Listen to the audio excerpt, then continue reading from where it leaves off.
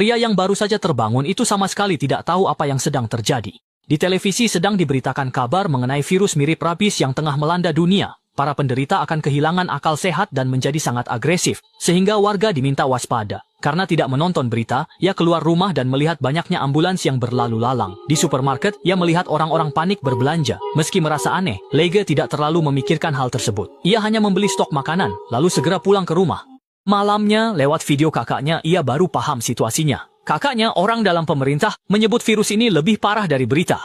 Pemerintah bahkan membangun zona aman di pulau terpencil dan mengajaknya segera mengungsi. Sadar keadaan serius, Leige memesan tiket pesawat. Namun saat antre, sistem tiket error dan semua penerbangan batal. Tak lama, muncul pesan darurat. Akibat virus cepat menyebar, negara dikarantina total dan akses ditutup. Orang-orang mulai panik, Leige pun segera menghubungi kakaknya. Ia menelepon kakaknya yang menyuruhnya segera pulang. Namun saat ia kembali, jalanan ternyata sudah macet total. Warga yang panik pun mulai melarikan diri. Merasa situasi semakin gawat, Leige meninggalkan mobilnya lalu berjalan kaki untuk pulang. Sesampainya di rumah, ia melihat rumah tetangganya dijaga ketat tentara, dan tetangganya sudah diborgol dengan sangat erat.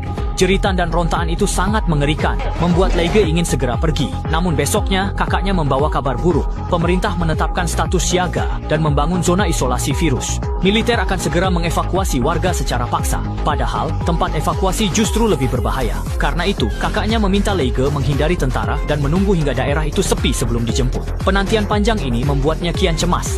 Leige ke supermarket ingin menimbun stok, tapi ternyata rak sudah dijarah. Terpaksa, ia hanya mengambil sisa makanan di lantai. Saat tasnya hampir penuh, tiba-tiba polisi terluka lari ke arahnya dan panik mengunci pintu. Belum sempat bereaksi, ia melihat orang-orang lari histeris. Lalu polisi lain diterkam zombie hingga jatuh.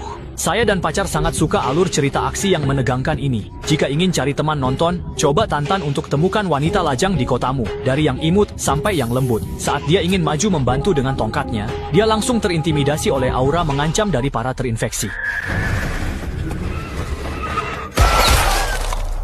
Mereka bekerja sama dan berhasil melaluinya. Namun sebelum Leige sempat merayakan keselamatannya, polisi terluka di ruangan cepat bermutasi. Melihat itu, rekannya menyuruh Leige menjauh sebelum akhirnya bunuh diri. Di rumah, Leige segera menyegel pintu dan jendela serta menutup tirai. Saat militer mengevakuasi warga, terdengar ketukan di pintunya. Leige diam mematung di pojok hingga lolos dari pemeriksaan tentara. Setengah bulan berlalu, kota itu kini mati dan benar-benar ditinggalkan. Leige belum dapat bantuan dan sinyal pun hilang. Saat makanan habis, ia terpaksa keluar membawa senapan ikan. Ia hanya berani mengecek rumah tetangga terdekat, namun beberapa rumah yang digeledah tetap kosong. Saat hendak lanjut ke tempat lain, ia tak sengaja menemukan orang lain yang juga belum dievakuasi. Nenek itu tak bisa dievakuasi karena lumpuh.